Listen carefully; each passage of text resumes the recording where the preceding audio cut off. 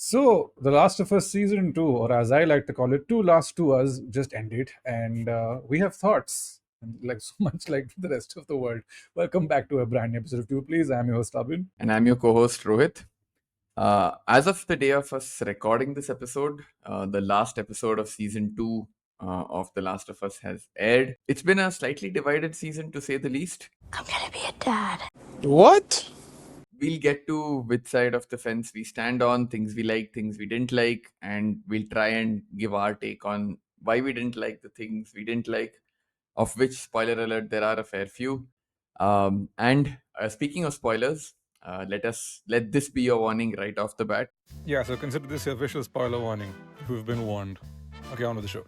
That said, given that roughly half of the story of the game, Last of Us 2, is yet to be put on screen, which will be in season 3 and apparently season 4, we will refrain from talking about those events. And with that rambling introduction, let's start the show.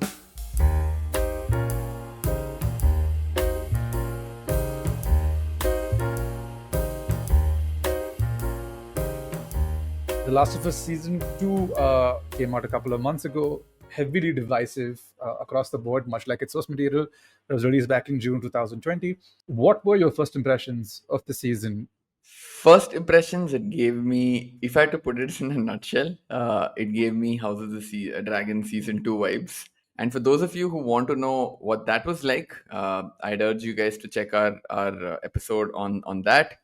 But by and large, meh. And here I would say the meh is a little more, goes a little deeper, because while Abin has actually played the game, and I'm too much of a chicken to actually play a game where I have to kill zombies and have jump scares, and I don't have time for that stress in my life.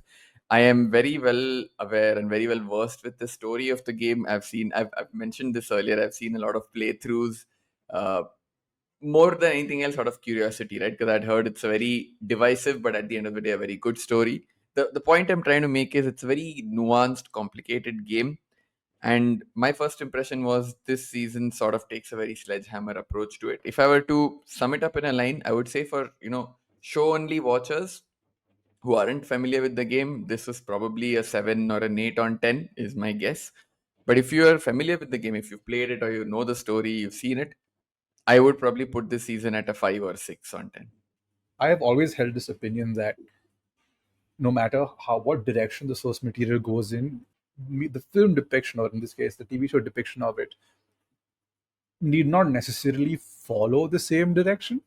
Like it can be its own thing, and I'm all for directors' visions. But the very core of The Last of Us, at least part two, is it's a tale of revenge, a tale of all-consuming revenge, really, right? Where just it's where the main character is fixated with one goal and one goal only, and basically abandons every other moral at the door to get what she wants. And that's what made or rather the game so much more compelling. I akin this to an example of one of my favorite films. It's a Korean thriller called I Saw the Devil, and it deals heavily with the themes of revenge and just how much of yourself you can lose in your pursuit, lose in your pursuit of trying to get justice. And The Last of Us 2 deals with similar themes, but the one issue I had with it, and I watched a bunch of these episodes back to back, is that it tries to dull its fangs in a Yeah. bid to make its characters more sympathetic, which I found to be a very strange choice. In terms of performances, I think everyone is delivering A grade performances across the board. The show has a budget, it looks beautiful. I have no complaints about anything from a production or from a performance standpoint. It's just that from a storytelling perspective, it makes certain choices which Yeah. felt like a bit of oil and water to me. I made a few points. I think you've captured the other points that I'd like to make, which, like I said, we have a long list of our grouses, and we will spend sufficient time on each of them. But these were our first impressions. Abhin, since you have played the game, unlike me, for the next section, like we discussed, what we're going to do is, instead of BTS per se, think of this section as more like BTS or context setting, right? And just give us a sense of what it was like when the game came out, what it was like to play it, and the pivotal or the the event that kicks the season off, which is Joel's death. I remember reading that there was a lot of furor around it, but I wasn't in it like you were. So give us a taste or give us a sense of what that was like. I loved The Last of Us when I had bought it when back in 2013, and I spent a year trying to play it because it's such an emotionally exhausting experience. And by the end of it, I was completely broken by it.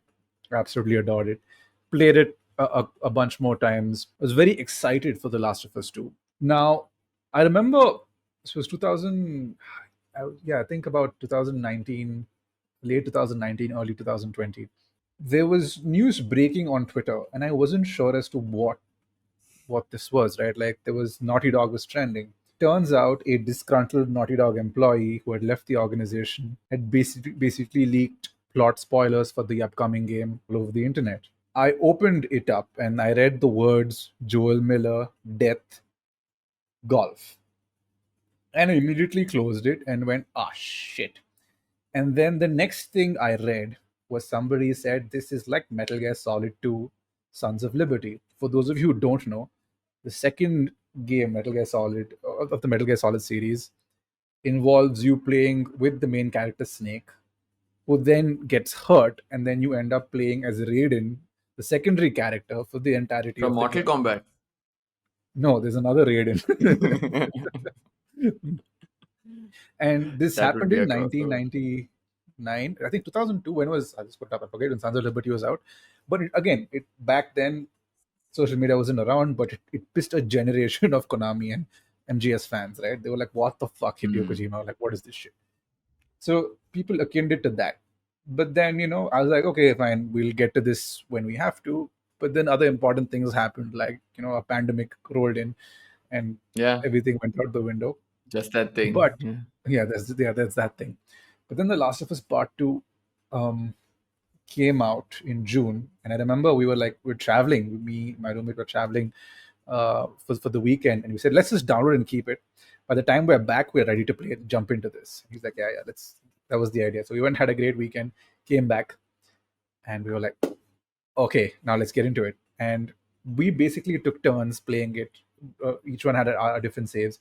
We took turns playing it for the entirety of the week, and by the end of it, we both loved it, but we hadn't had an enjoyable experience with it because the story of The Last of Us Part Two is an emotionally draining one. It's not a happy one. If you're It's gut looking for, wrenching. yeah, if you're looking for rainbows and butterflies, it's it's not. And then as this was happening, and then you get to the pivotal part of the game, which is the death of Joel Miller, which happens in the first 2 to 3 hours of the game. Joel, get up. Joel, fucking get up. Please stop. Please don't shoot. Joel, please get up. No! There was an instant backlash to it across the board. Like gamers, prominent YouTube personalities like PewDiePie, who was just like, "The fuck is this shit?"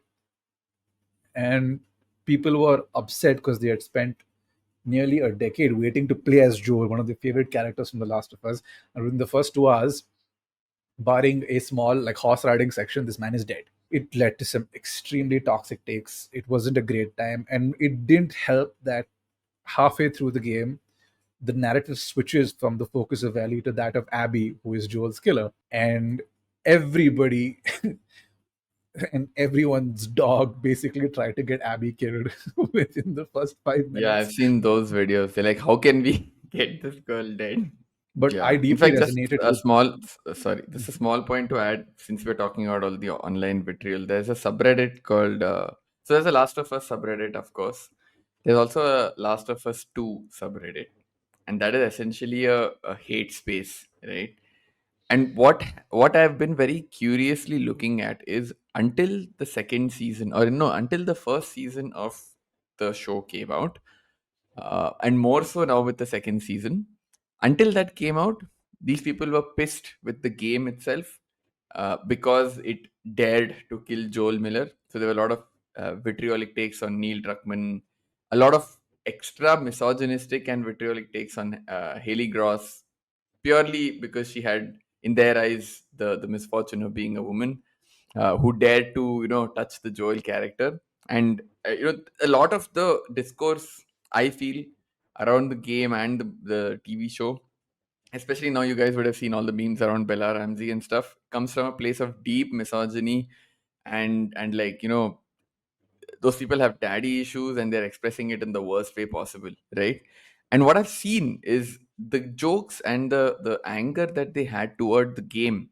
Now that the show has come out and season 2 is rightfully has points to criticize, these guys are obsessed with making fun of Bella Ramsey, and now the same group which was making fun of the game is now like, what a great game and such a terrible adaptation. I'm like, y'all are just a bunch of hypocrites.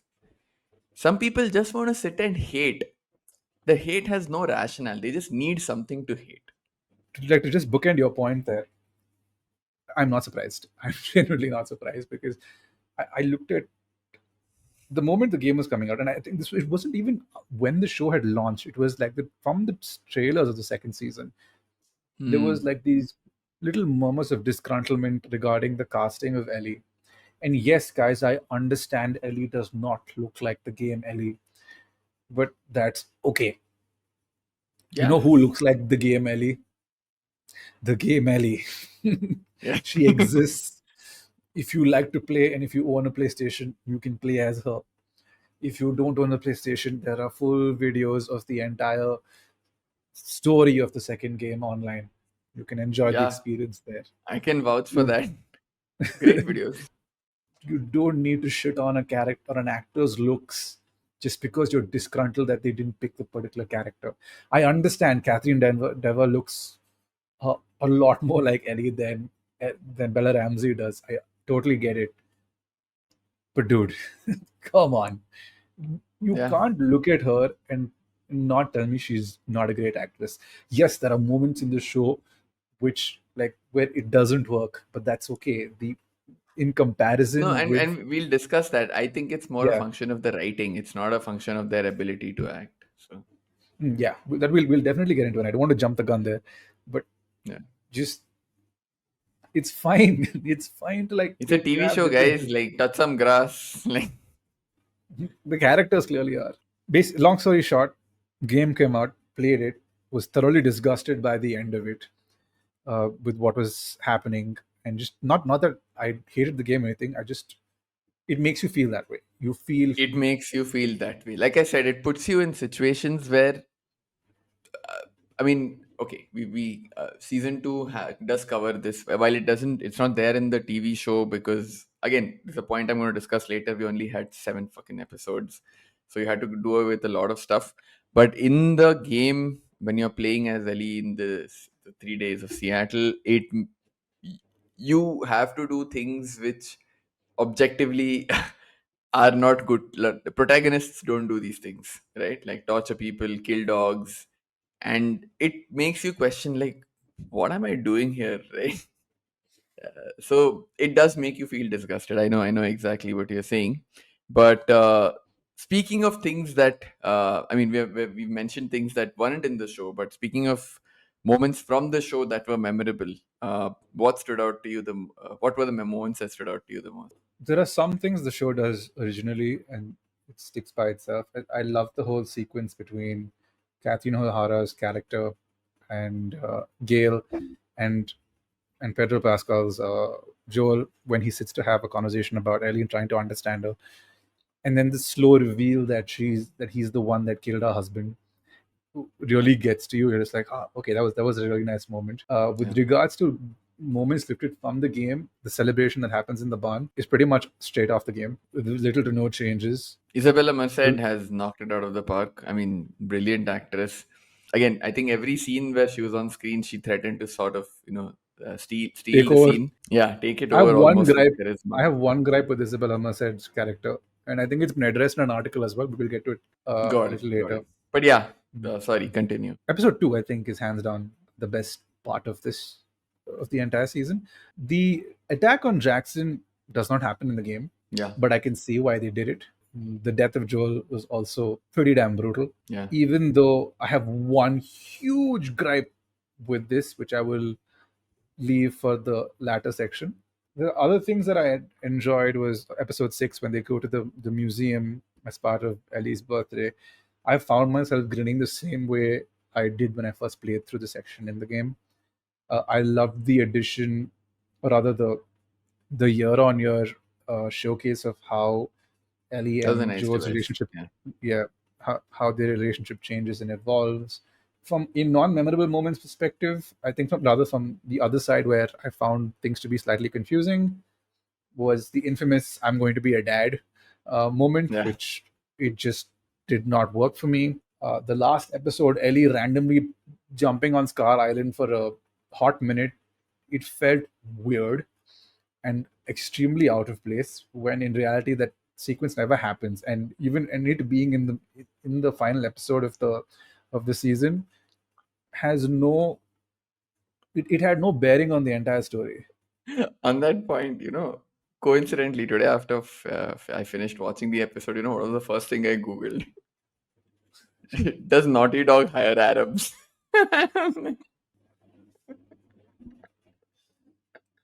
Like if he could have, I think this was probably his way of. I'm not even gonna say it. Screw it. Yeah. I mean, I think you know what what I'm I've talking. said skirts the line of Yeah, what is okay to just say. I'm not going to say Google more. Neil Yeah. Druckmann. Yeah, Neil Druckmann conflict. Let's talk and see what you get. Anyway, Yeah. yeah. So yeah, that did not work for me at all. I would say episodes 3 to 5 did not work for me at all. And More or less. I'm with you on it. I think pushing or like I get the whole fellowship angle, which explains why Rohit didn't like it. But this is very much a one woman vendetta show. Like it is in the vein of movies like I Spit on Your Grave, right? That's and Kill Bill. I don't need accompanying characters going with her on that journey, as opposed to I need the accompanying characters to hold her back, or rather to act as a source of comfort, like the game did. It Yeah. it felt weird. It took away from the I'll explain. I'll elaborate more on this in the latter section. But No, I think it at this point we've already sort of bled into the theme section, so go for it. okay, fair enough. We're in the theme section, guys. Sorry, this has been an extremely off the dome kind of episode. The idea of this being one woman's personal vendetta. She's been wronged, as she puts it in the show. She watched her community get beaten to death in front of her. I felt like in a bit to get to the end, they just made a bunch of creative choices which hampered the show more than it actually accentuated. And I don't think it was always for the right reasons. More to your point, where you have 7 episodes, roughly 40 to whatever, 45 to 50 minutes each, 300-ish minutes to work with. You have a game that is, I wouldn't even say rich, it is abundant in material, right? You have the luxury to pick and choose what you want to take and what you want to drop from the game. Even judiciously doing that gives you more than enough to fill 300 minutes. And I do agree with you, Abin, where I'm not saying that they just adapt the game whole and soul. Additions do work. The third episode from the first season was a wonderful addition to the canon, so to speak. And even in this season, the character of Eugene, the way they expanded on that, the character of Seth, the way they expanded on that, without taking up too much time, they added a lot more dimensionality, depth. It built the world a little more. Sure, all of that great. But then the entire episode 3 to 5 stretch, where there's a lot of stuff that people were busy talking with each other about at the cost of the main beats of the story, right? The stuff that you need to let the audience sit with, because that is what elicits the emotion that the source material intended to elicit. You are crunching, right? You are rushing through those moments for the sake of banal, like, dialogue exchanges that I don't care about. So pacing in the entire season as a whole was an issue. And what irritates me is inconsistent pacing of good material, bad, but I can live with. You took good material, you made it mediocre, and then you layered it with inconsistent pacing. At that point, I'm like, why? Why meddle with something that could have worked so much better? To your point on, Ellie in the game is meant to be this one person force of vengeance, right? The show does try to, in fact, it over explains this, if anything else. If anything, is the fact that the guilt she has about missing out on those years with Joel is essentially what's fueling her feeling of vengeance, right? She's projecting the anger that she has on herself for missing out on those years, and Abby's killing of Joel gives her a very convenient outlet to sort of channel the anger she has, uh, the anger or the rage she has with herself, or the fact that she's pissed off with herself, which is why she in the game is this relentless, the machine in relentless pursuit of vengeance. And what happens in the game is you start to see her losing her humanity when she, like I said, the when they make you kill dogs, when they make you torture Nora, when they make you lie to Dina, when they make you lie to Jesse. All of these are, bits of her humanity being stripped away in this single-minded pursuit of vengeance. And here you see, and in fact in the game, this is juxtaposed beautifully with, like I said, Ellie's guilt leading to vengeance versus Abby. Again, I won't spoil too much of season 3, but broadly, Abby is at this point in at the end of season 2, right? She is struggling with the fact that she uh, killed Joel in the way that she did, and you can see the people around her are not comfortable with it, uh, and she herself goes on a completely different journey, right? It's a journey Yeah. in the exact opposite direction. So that sentiment, you have something really weighing you down, and you have something where it's almost like you're surfacing from, deep under the depths of the vengeance that anger that Abby was carrying within herself. So you have that juxtaposition, and across the two seasons, I'm hoping they don't drop the ball on it, and you get to see this yin and yang, almost sort of, force playing out, which is a beautiful thing to experience. I'm guessing a lot more to when you play it, but yeah, it's just that is what, and this is where I have an objection. The heart of my objection to the way the show has played out is what you said, right? You add things, etc. Fine. Don't mess with the essential nature of the characters. Don't mess with the core motivations, and don't mess with the when I say nature, what is the mood that they are meant to experience? Yeah. It logically does not compute. You're saying your community, she's calling Joel her community, was beaten up, and then sure, she's had those 6 months in between to heal or whatever, but she's left Jackson with a rage, and yet you see her, you know joking with Dina, saying I'm gonna be a dad or some shit, and stuff like that. And I saw there were posts on forums saying maybe she's just hiding her anger from Dina so that she looks more normal. A, why would she need to hide from Dina? She's just as pissed as you. So feel free to express your rage. We are both on the same page here, right? And this generally I don't buy that. That's not a good enough excuse, right? So when you're messing with the essence of a character, that's what I have a problem with, right? And that's where I feel more than anything else this season has dropped the ball. I agree, and with regards to hiding your age, the idea is for Dina to see that transition. Like the idea is that she, when she's at the base, she is on the journey with, in agreement with her. But the more depraved, and uh, the more of a monster that she starts to eventually become. That's where Dina's like, Ellie, I don't know who you are. As let's take the scene for example, right? When Ellie finds out that Dina's pregnant, and in the Yes, yes. series she goes, I'm going to be a dad. And in the game, when she finds out that Dina's pregnant, it doesn't register. She looks at her with disgust. This Black is, and yeah, white, the reactions, and you're a burden that now, aren't makes, you? yeah, exactly. And that's the point where you're just like, is this the protagonist that I love? Like, what's happening? Like who is this person? It is meant to And put you in that situation. Exactly. And this is the other point, right? Where which you said, it feels like the story has been defanged. They're playing it safe. They want you to keep rooting for Ellie. Bro, the whole idea of Last of Us 2 is you have to be uncomfortable. That's the point of the game. You can't make this palatable and comfortable, because if you are, how do I put this right? People in comfortable situations by and large don't develop, because you don't feel the need. If you're going to be made to feel good, you're not going to question things, right? You're not going to demand more of yourself. That's what the gay story is supposed to do. you know what makes it even more strange is that it's the sudden shifts in mood that Yeah. make it very jarring. Like you have, I'm going to be a dad. I'm going to like this. You have as a, Just hung the up on I'm defanging. gonna be a dad. Yeah, yeah. Well, fuck, it's so irritating. The defanging of Aries character, and then you have her turn into a monster like when the situation demands it. That's not how it should be.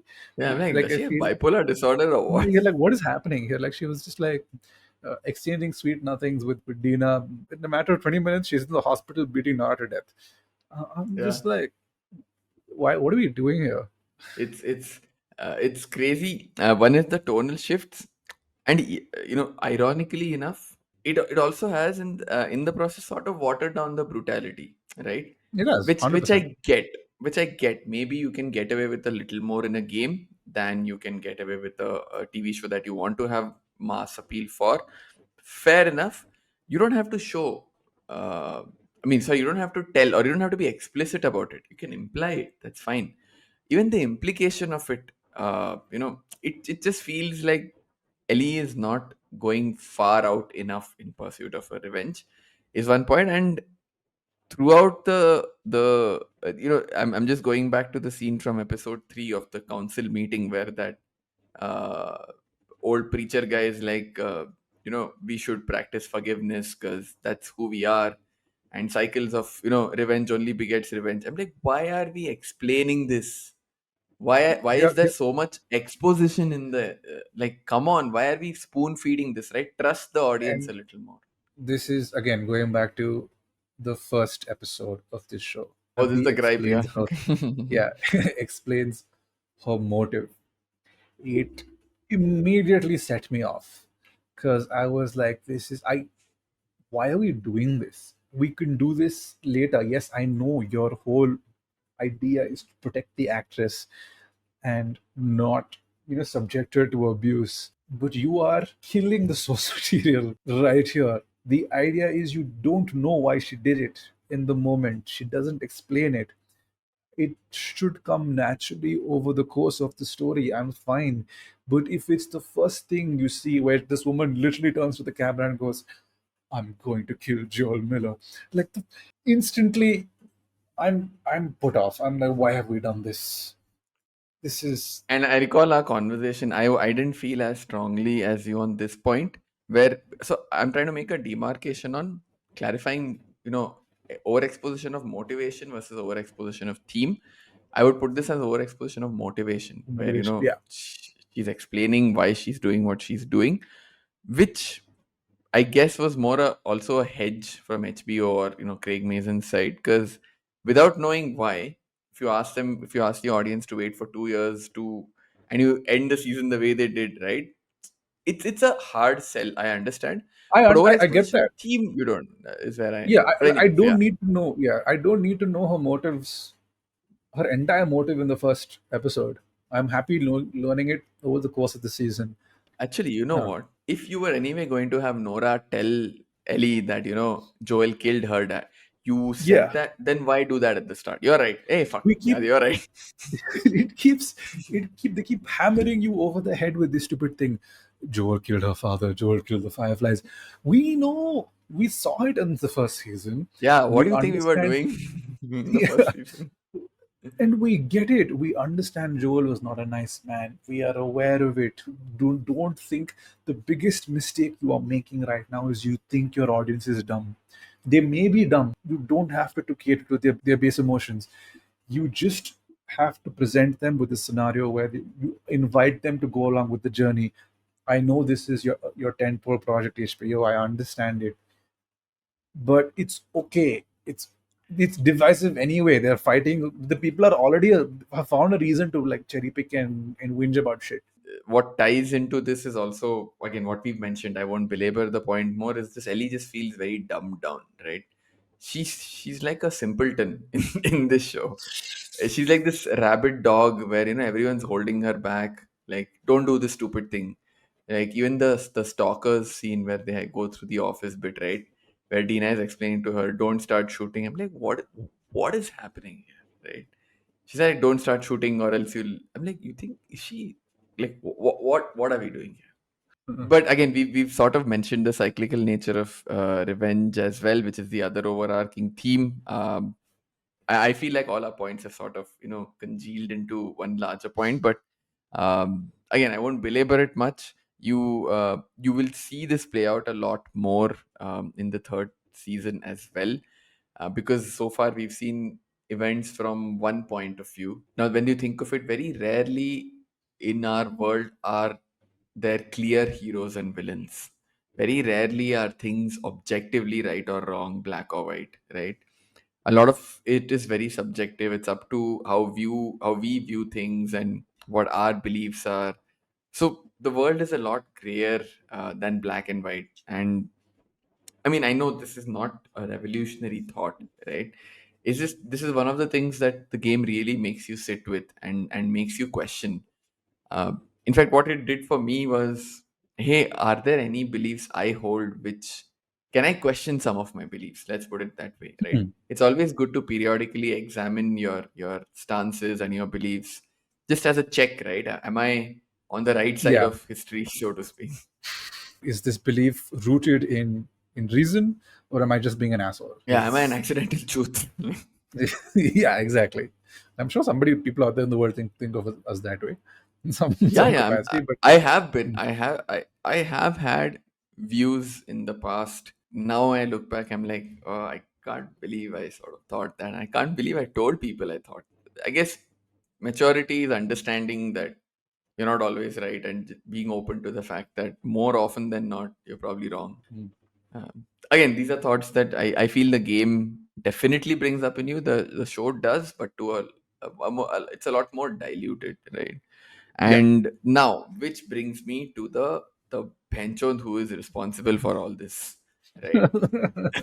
I want to spend a couple of minutes talking about Craig Mason, who, as I mentioned to Abhin in the message today morning, now I've sort of revised my view on Craig Mason. Disclaimer: Chernobyl is one of the greatest mini series I've ever seen. It is an absolute work of art. I'm glad that it exists, and I hope everyone watches it. If you haven't, please, do make that the first thing you do after you listen to this episode. But I now want to call Craig Mason as the accidental creator of Chernobyl and the actual mastermind behind movies such as Scary Movie 3 and 4, Hangover 2 and 3, and superhero movie. Because now I I like don't feel. Scary Movie 3 and superhero movie. It is Scary Movie Now I'm 3 is judging you something. also. I love Scary Movie 3. Superhero movie has the greatest Tom Cruise impersonation. But Uh, tell me this, right? If somebody told you uh, the guy who wrote Scary Movie 3 and 4 is adapting Last of Us, you'd be like, hold, pump your brakes. Like, what's yeah, happening? exactly. I think Chernobyl was for me. Everyone he's known as the Chernobyl guy, right? Like Yes. that's his that's his calling So card you see, now. you get, if you ask me, you get more of the Scary Movie 3 and 4. I'm gonna be a dad. Than you get Chernobyl with this adaptation. And I was thinking about this, right? Where have I seen people like Craig Mason more? Like, where do you see them more frequently? And I realized exactly where: middle management in big companies. Because what does middle management do? Say your tech team or your product team has cooked up a great product, and your top management is like, amazing, we've got something to sell, let's go for it. Now middle management has to justify its existence. So they're like, hey, I will tinker a little. This tinkering is irrelevant. It adds nothing to the product. If anything, it probably makes it more tedious, annoying. But I have to justify my existence because I have been told I need to exist.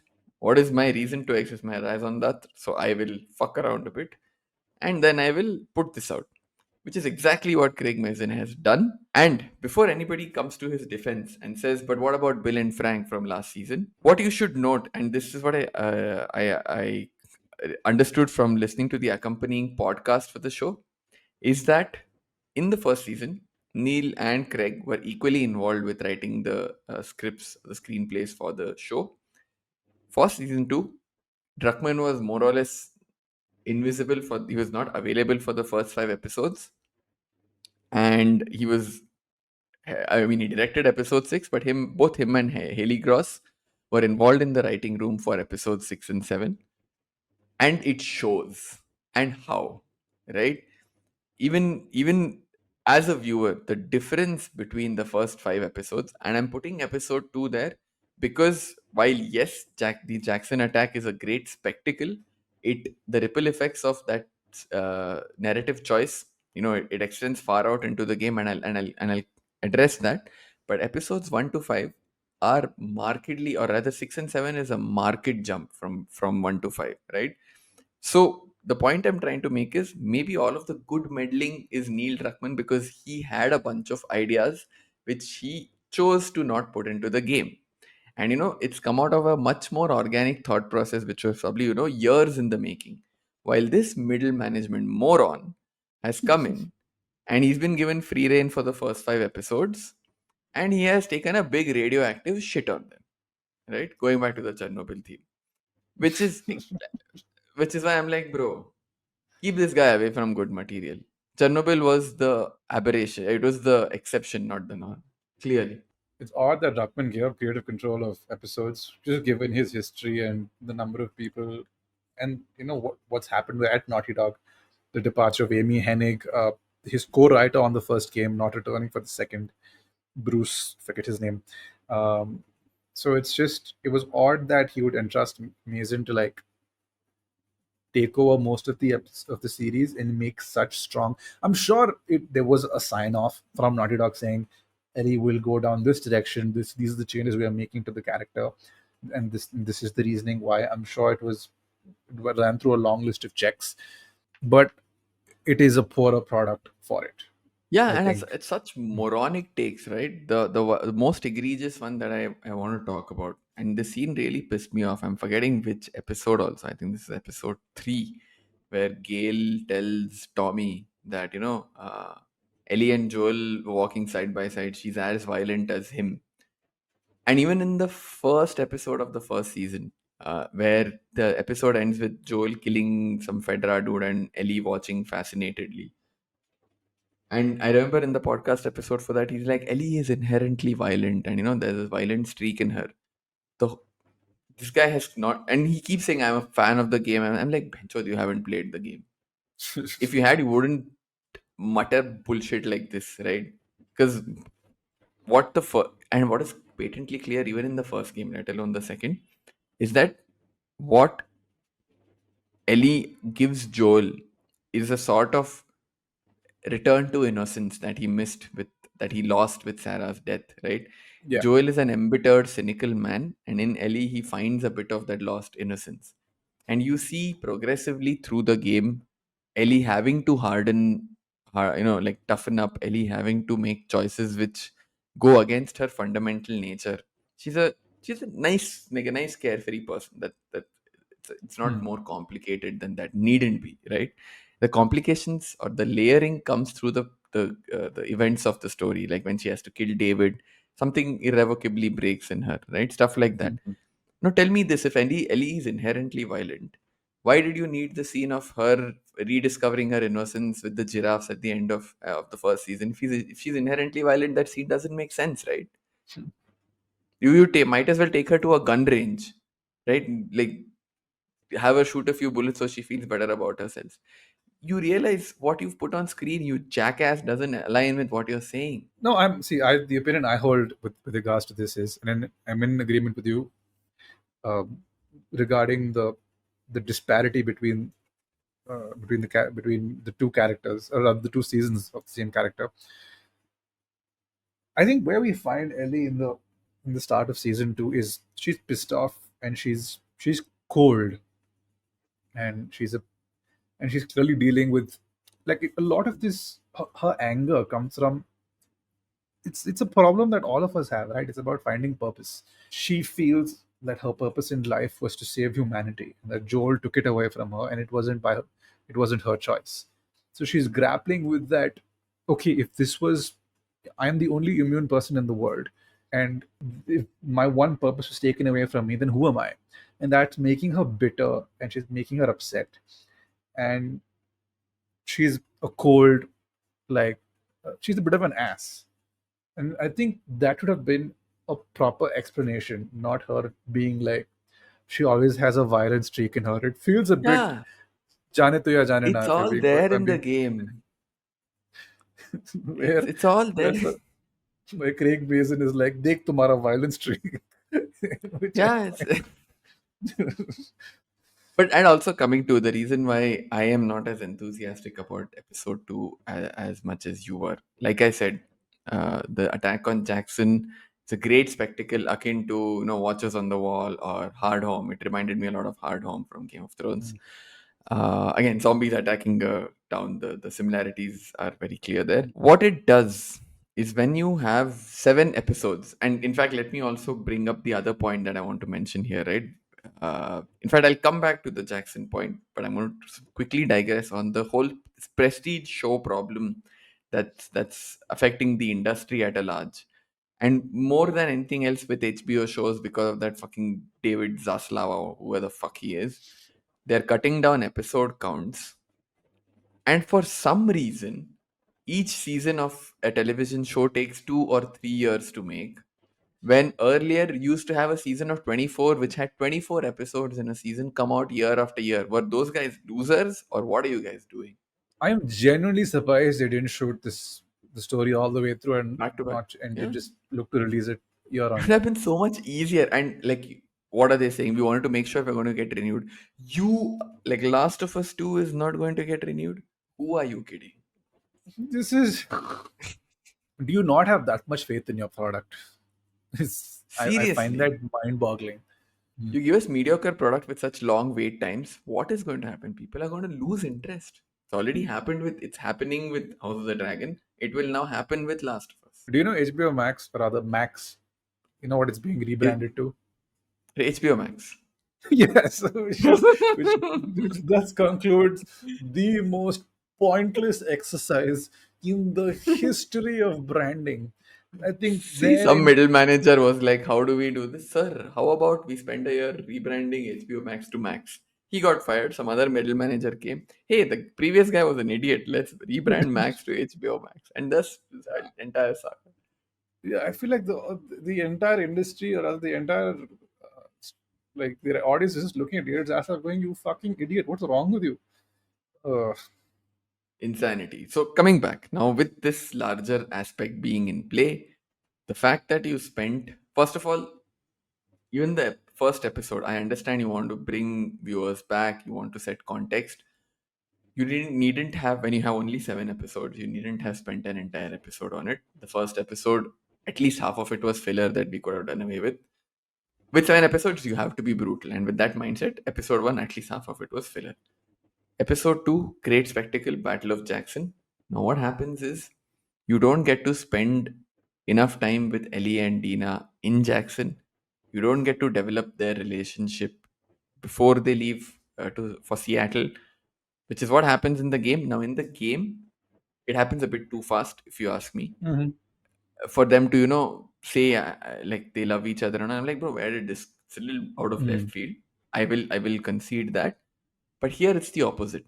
By the time they've left, there isn't enough of a relationship to sustain what they will go through. They have to therefore invest more time into building that relationship.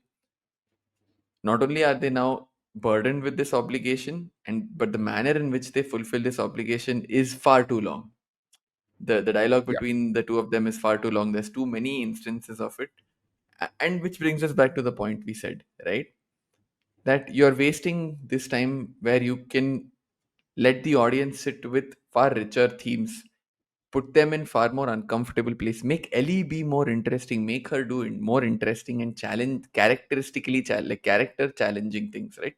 Things that challenge the character. Sorry, I I think my a English great, brain yeah, is a great depiction of this is, and it's been done. Like you look at Deathly Hallows, and in the book, when they're on the run from Voldemort, they get put into a fuck all situation, right? Where they're like, you need to go Mm, figure this out. There's no context, nothing. They just like figure it out, and it leads to conflict between the characters. Where Ron's like, I thought you had a bit of a plan, and Harry's like, this is it.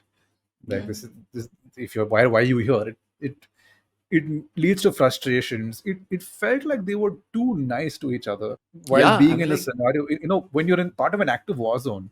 exactly that vibe and I understand they had to do it because these two have to bond, but the Battle of Jackson has ripple effects which extend into probably the next 3 episodes, in my opinion, and which takes away from It a changes lot more. Tommy's entire character arc. Ultimately, I'm sort of also okay with this Yeah, I the mean, switch yeah, of fair him enough. not leaving first, but it does change. I'm not going to deny, right? It takes So away, and yeah, this is me being a little bit like selfish. Like there is a great moment in the game, and there are two great moments in the first day of them exploring Seattle. The first being when they go to the TV station and see all the WLF soldiers hung with their entrails spilling out, which is replicated in the TV show as well. But it also takes away from when they're searching for Tommy and they enter this room where two soldiers are sitting on two, they're dead and they're like placed on chairs with numbers written in blood on the ground, which is Tommy's work. So it shows that even now Tommy himself is on the warpath, right? Like Tommy is the one who Tommy is makes also the like decision. Joel Light. Yeah, he's no Yeah, lightweight. he's his yeah, which uh, there it took away it defanged Tommy to a certain degree as well. Like I feel like we've just spent the entire show trying to justify their motive, saying no, they can be upset. They're nice people. See how nice they are, so nice, so lovely, but they're upset that their brother and their guardian died. So that's why they're on this journey. But they're nice people, huh? They're nice people. Like just FYI. Yeah. So it's And just again, the conversations between Ellie and Dina, they spend so much time just, trying to establish this, right? They're still nice people because you want clear protagonists and antagonists, and that's not. And now, what are you going to do? Season 3, your antagonist is going to be a protagonist. You fucked yourself, right? What are you going to do now? And in fact, this whole dynamic between Ellie and Dina, I was messaging you, right? I've come up with a term for it because again, I was getting very Rhaenyra and Alicent vibes, where a disproportionate amount of screen time is spent trying to establish a relationship, which yes, it is there in the game. The two are together, but it is not as big a part of the narrative as it is in the it's show. not the core Right? narrative. Yeah, it's not. It Yeah. it Here it it's feels like just the driving force. we're again moving away. I know you're trying to substitute the absence of the Joel character in here, where the emotional bond audiences look for in television shows. You don't need it here. The Yeah, and emotional the bond nature is of the there. bond is different. Yeah, it's a different bond. You can't just substitute one for the other, right? So, in fact, I have coined this term called sophomore sapphic sickness, where for both these shows with the second season, the writers and like the creators are obsessed with, uh, spending a disproportionate amount of time on a sapphic romance or a woman on woman romance, where cool, we get it. Like undertones are good enough for you. Allude to it. You don't have to like spend 30 minutes out of your three and like 10% of your screen time on this. Don't uproot the source material, man. Like that's my like. Don't shit on what got you to the part. Is my opinion. Like The Last Yeah. of Us does not exist without its source material. Please feel free to play with the sandbox, but if you're making changes, make sure the changes benefit the story. The Last of Us Part 2 is not perfect by any stretch of the imagination, but don't change the parts of it that don't need changing. If it ain't broke, don't fix it. Right? That's the age Yeah, old saying. pretty much. Yeah. Hmm. That Yeah, so that's it in a it's nutshell. Yeah. yeah, it's just it's a very irritating aspect. Now, I think we've covered most things. Is there something we have missed? No, so what I want to sort of end our discussion on is, given that we spent most of the episode sort of shitting on this season, and Hmm. rightfully so, I would say, I still want to end it on a positive note because for all its faults, the last episode ends really nicely. It takes you back to Abby's day one in Seattle, and It ends with Soundgarden. Anything that ends with Soundgarden, I'm happy. Like, I heard Chris Cornell's voice. I was like, "Hey!" and as much as I as much as this season has left me feeling very meh, as I said at the start, a part of me is excited because having I know where like the beats of the rest of the story are going to go. The best part of the story is still remaining. I'm Like curious. all of the, I mean, yeah, like the, again, without giving spoilers, most of the memorable moments of the game are actually with Abby, not with Ellie. yeah, So there's going to be some big things that have to happen, like the Scar Island, the Seattle Hospital. There's just so much fun stuff in store. the Skywalks, as The they like to call it. skywalk, which they showed in this episode as well. Even the sky Hmm. was just going to mention that the hotel, the descent down the floors of the hotel. There's I so much want, I fun want stuff like, left. I want like a Dread style situation there. Where it's just that where, like, I honestly wouldn't mind it being like a 1 hour Survivor horror special, as she descends down that hotel. It's Problem is this, in this bloaters are tanks, no? So I don't know if they can. You can't. bloaters. I mean, it's not bloaters. They've essentially shifted the focus of bloaters and shamblers who are non-existent on this show. They Yeah. shifted. So a couple of changes, right? The sports is a new addition. When in reality, I'm surprised they flipped it around. Breathing in spores, like it Mm, being, which is your first introduction to the disease in the entire yeah. game, right? Like Last of Us One, the first time you wear a mask and enter into the spores region. That was interesting. The production design on that sequence where she Yeah. walks That was through this amazing. little, Yeah. Props. absolutely insane. Something Guillermo del Toro would be proud of. Yeah. Um, what else did I enjoy there? I enjoyed Jeffrey Wright returning as Isaac. His Oh yeah. backstory, hmm, We didn't mention that. That was good. yeah, was quite interesting. His like him torturing the Scar to get information, and even basically throwing his entire unit under the bus in what I thought would be Rosehill, which is you know where Ellie goes and runs into Jesse for the first time. I found to be quite intriguing. These little additions that they've made, like the Eugene story arc, doesn't exist in the game, Yeah. but That was good. finding Eugene and that entire sequence of how it's depicted was beautiful. Episode 6, that way, like you said, right, really well done. When he gets shot, the festering anger between that Ellie has for Joel around that time. There's enough in this show for me to come back for season 3. I have been playing the game side by side uh, with this television show. Actually, I that's a lie. I played right up to where this current season Season ends end. about 3 weeks ago, and then work and my life is just fucking escalated. So I literally had to catch up with the remainder of the episodes over the weekend and today and today when we're recording, right? But so it's kind of weird. I didn't intend for this to happen, but I have left the game where the show has left off, and it's one of those lovely poetic coincidences. Mhm. No, I sort of agree. I don't know if I'll come back, or I mean, I'll definitely come back to watch the show. What I mean is, what will entice me, having seen season two, is not going to be so much how are they handling these characters, but because clearly they've shown themselves not to be as adept as I thought they would be. With Abby's story, I actually want to come back just for the big moments, just for the spectacle of it. I want to see how it's going to be portrayed on I screen, have one especially the concern though. Yeah, Scar Island. Man, like even in the game, the way it's lit, I'm just like, oh, I just want to see how it translates on screen. It's going to look I orgasmic. yeah, that's like we spoke about production design. I think top notch. I have zero complaints Yeah, with yeah, regards to it. yeah. Basically, that I'm going to come back for production design, not the writing. The one concern I have is the rumors are that they're going to do 2 more seasons. I don't know. Why? We have Yeah, enough material for like another 10 hours. just do 10 episodes. It's What it's, was it's it? done. 10 episodes and we are done. They're We going to do don't two need seasons of that. 5 episodes. Watch. And they're going to take 2 years to shoot 5 episodes, 2 more years to shoot 5 more episodes, and No, all I'm of just us are going to thinking. be I'm chubs like, for it. I'm not going to like jump into game spoilers here, but I'm just trying to think. So we'll come back to the theater at the end of the Yeah, next yeah. season. Post Seattle is going to be the fourth season. That's like a Yeah, 2 hour section of the game. yeah, In the exactly. game, That's it's why. 2 hours, No, when I which say was that, I am laughing and crying eternally. I don't know what their plan is.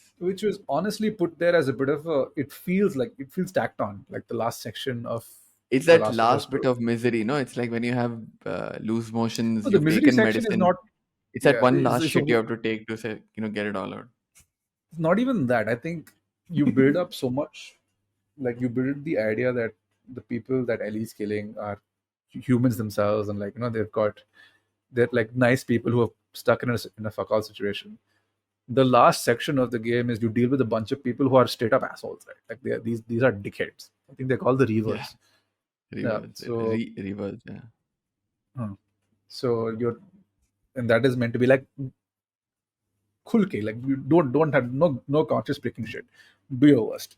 So yeah. No, I think that why the last bit is important is the decision Ellie makes, right? And at yeah that yeah point, as a it's player, you're that meme, like man loses last bit of hope he never knew he had. hope exactly yeah. So it's just I don't know what we're going. This doesn't need to be 4 seasons. I mean, this It could be doesn't, three. This but is this is a financial cash grab, and it's yeah, yeah, money is horrible to king. see. And so we're going to get. So we're now what? We're in 2025. So by 28, Yeah, we'll get the last season of The Last of Us. 29. No, oh god, Mark my words. Next season is going to be 5 episodes in 2027. Season 4 is going to be 5 more episodes. I don't even know how they're going to break the story. They'll probably end this. Imagine if they end the story in some midway Abby section. That will be like mega shit fest. they're on rocky ground for me. I think that's where I'm going to leave it. I think they're Yeah, on rocky this is ground for me. very, yeah. Uh, Guys, please don't drop the ball, guys. please Come don't drop on. the ball on this, guys. Come on. Like I'm dreading House of the Dragon season 3. I don't know how that's going to turn out. I am not even going to 'Cause- watch it. no, I'll I've already watch it. decided.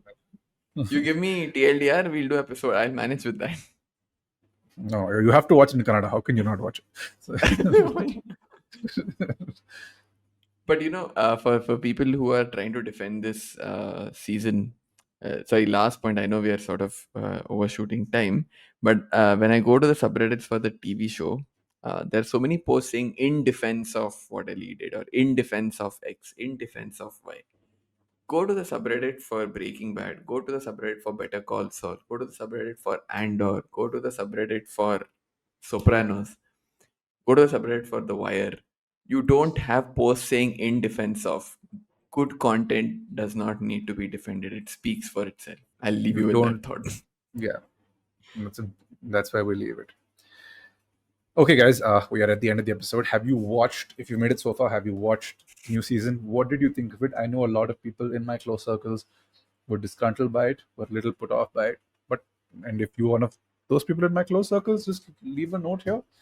Tell me how you're feeling. If you're not in my close circles, please, I definitely want your opinion because I don't Yeah. speak to you on a regular basis. Let us know what you think, and we'll be back again for another episode in a week or two, which I think should be the Gangs of Wasseypur episode, a long-standing. I kept a shirt pressed. I've got new shades. I'm going to wear rumal around neck. I'm coming prepped for that episode. We will have guests for that episode, so stay tuned for that one. Andor also will come as soon as I'm done with season 2. I definitely do want to talk about. We have in the existence of this podcast never spoken about Star Wars, which is insane, right? Like Because I am up to Andor. Andor is the first Star Wars property I've watched. I have like zero into Star Wars. I didn't give a rat's ass about Star Wars. maybe we should You pull can out quote like me. one Star Wars enthusiast for that. We'll figure Yeah, it out. go for it. Yeah, Okay. somebody, If because you I don't have any context beyond Andor about like any of it. So you guys need to do the rest. but Whoever you you know, and the like guest. you know who Darth Vader is and all of that, right? Like, I mean, Uttana, I know I don't live under a rock. I'm saying I haven't you'd be watched any of surprised. it. You'd be surprised. I was listening to a football podcast where someone was like, And they were like, "You do realize Anakin Skywalker is Darth Vader?" He's like, "What the fuck?" And the producer behind the camera goes, "Fuck off." Oh yeah, that much level like knowledge I Um, have. yeah, little bit. Yeah, yeah. Okay. Yeah, that's the end of this week's episode. If you've made it thus far, please like, share, and subscribe to the podcast. Share it with your friends, people who you think might enjoy the episode. Tell us what you think. Tell us what you'd like to talk about. I think it's extremely important that we do episodes built around content that you would like to listen to or watch. So please, by all means, feel free to tell us what you liked, what you didn't like. Some of you want us to do an episode on Dandanadan Girl. I don't know why, but okay. We will Put consider it in the it. pipeline. Yeah, We'll put it in the pipe. it's like how our Well, what are parents we? used to say, "No, I want this. We'll see. We'll see." We'll okay. We'll that's it for this week's episode, guys. We'll catch you on the next one. Take care. Bye bye.